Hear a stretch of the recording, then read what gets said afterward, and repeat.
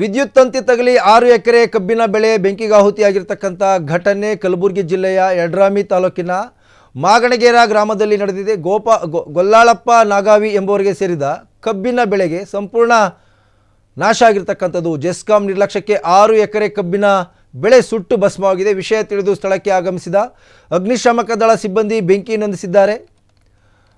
ಅಷ್ಟರಲ್ಲಾಗಲೇ ಸುಮಾರು 6 ಎಕರೆ ಇಲ್ಲಿ ಬೆಳೆದಿದ್ದಂಥ ಒಂದು ಕಬ್ಬಿನ ಬೆಳೆ ಸಂಪೂರ್ಣವಾಗಿ ನೋಡಿ ಯಾವ ರೀತಿ ನಾಶ ಆಗಿದೆ ಅಂತಂತಂದರೆ, ಸಂಪೂರ್ಣವಾಗಿ 6 ಎಕರೆ ಬೆಳೆದಿದ್ದಂಥ ಕಬ್ಬಿನ ಬೆಳೆ ಇನ್ನೇನು ಅದು ಕೈಗೆ ಬರಬೇಕಾಗಿರ್ತಕ್ಕಂಥ ಪರಿಸ್ಥಿತಿಯಲ್ಲಿ ನಾಶ ಆಗಿರ್ತಕ್ಕಂಥದ್ದು. ಇಲ್ಲಿ ಬಹಳ ಮುಖ್ಯವಾಗಿ ಈ ಒಂದು ಜೆಸ್ಕಾಂ ಆಗಲಿ ಬೆಸ್ಕಾಂ ಆಗಲಿ ವಿದ್ಯುತ್ ಇಲಾಖೆ ಈ ಅಧಿಕಾರಿಗಳಿರ್ತಾರಲ್ಲ KPTCLನವರು, ಅವರ ಅಜಾಗರೂಕತೆಯಿಂದ ರೈತನೋರ್ವನ ಬಾಳಲ್ಲಿ ಈಗ ಸಂಕಷ್ಟ ಎದುರಾಗಿದೆ ಅಂದರೆ ಖಂಡಿತ ತಪ್ಪಾಗಲಿಕ್ಕಿಲ್ಲ. 6 ಎಕರೆ ಅಂದರೆ ಸಣ್ಣ ಪುಟ್ಟ ಪ್ರಮಾಣದ ಬೆಳೆ ಅಲ್ಲ. ಅದು ಕಬ್ಬಿನ ಬೆಳೆ ಅಂದರೆ ಒಂದು ವರ್ಷದ ಬೆಳೆ. ಅದು ಸುಮಾರು 11 ತಿಂಗಳು ಅಥವಾ 12 ತಿಂಗಳು ಬೇಕು ಅದಕ್ಕೆ ಒಂದು ಬೆಳೆ ಬರಲಿಕ್ಕೆ. ವರ್ಷ ಪೂರ್ತಿ ರೈತ ಅದನ್ನು ಕಾಪಾಡ್ಕೊಂಡು ಬಂದಿದ್ರೆ ಇಲ್ಲೊಂದು ಕಡೆ ವಿದ್ಯುತ್ ಅವಘಡದಿಂದ ಈ ರೀತಿ ಬೆಳೆ ನಾಶ ಆಗಿರ್ತಕ್ಕಂಥದ್ದು ಖಂಡಿತ ಕೂಡ ರೈತನಿಗೆ ತುಂಬಲಾರದ ನಷ್ಟ. ಯಾವ ರೀತಿ ಇಲಾಖೆ ಅಧಿಕಾರಿಗಳು ಯಾರನ್ನು ಹೊಣೆ ಮಾಡ್ತಾರೆ, ಯಾವ ರೀತಿ ಪರಿಹಾರವನ್ನು ಕೊಡ್ತಾರೆ ರೈತರಿಗೆ ಅಂತಕ್ಕಂಥದ್ದು ಕೂಡ ಇನ್ನೂ ಆಗಬೇಕಾಗಿದೆ. ಒಟ್ಟಿನಲ್ಲಿ ಜೆಸ್ಕಾಂ ಅಧಿಕಾರಿಗಳ ನಿರ್ಲಕ್ಷ್ಯಕ್ಕೆ 6 ಎಕರೆ ಬೆಳೆ ಕಬ್ಬಿನ ಬೆಳೆ ನಾಶ ಆಗಿರ್ತಕ್ಕಂಥದ್ದು.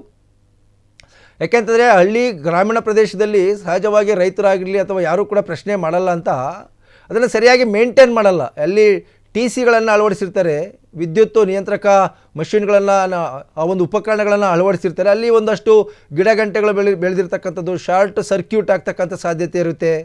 ಇವತ್ತು ಬೆಳೆ ನಾಶ ಆಗಿದೆ, ಅಕಸ್ಮಾತಲ್ಲಿ ಜನರು ಏನಾದ್ರು ಕೆಲಸ ಮಾಡ್ತಾ ಇದ್ದಂಥ ಸಂದರ್ಭದಲ್ಲಿ, ಓಡಾಡ್ತಾ ಇರ್ತಕ್ಕಂಥ ಸಂದರ್ಭದಲ್ಲಿ, ಮಳೆಗಾಲದಲ್ಲಿ ಏನಾದರೂ ಆಗಿದರೆ ಜನರ ಪ್ರಾಣಕ್ಕೂ ಕೂಡ ಕುತ್ತಾಗ್ತಕ್ಕಂಥದ್ದು ಸಾಧ್ಯತೆ ಇತ್ತು. ಸೊ ಹಾಗಾಗಿ ಇನ್ನಾದರೂ ಕೂಡ ಇಂಥ ಒಂದು ಅವಘಡಗಳಿಗೆ ವಿದ್ಯುತ್ ಇಲಾಖೆ ಕಾರಣ ಆಗಬಾರ್ದು. ಆ ನಿಟ್ಟಿನಲ್ಲಿ ಕ್ರಮ ತಗೋಬೇಕಂತಕ್ಕಂಥದ್ದು ಕೂಡ ಒಂದು ಒತ್ತಾಯ ಕೂಡ ಆಗ್ರಹ ಕೂಡ ಆಗಿದೆ ರೈತರದು.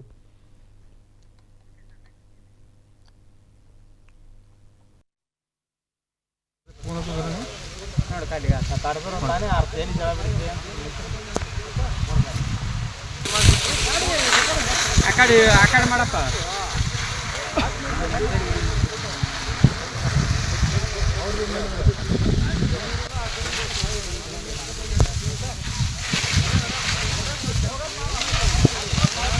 ಅದು ಹಂಗೆ ಸುತ್ತ ಪೈಪ್ ಹಾಕೋ ತಗೋದನ್ನ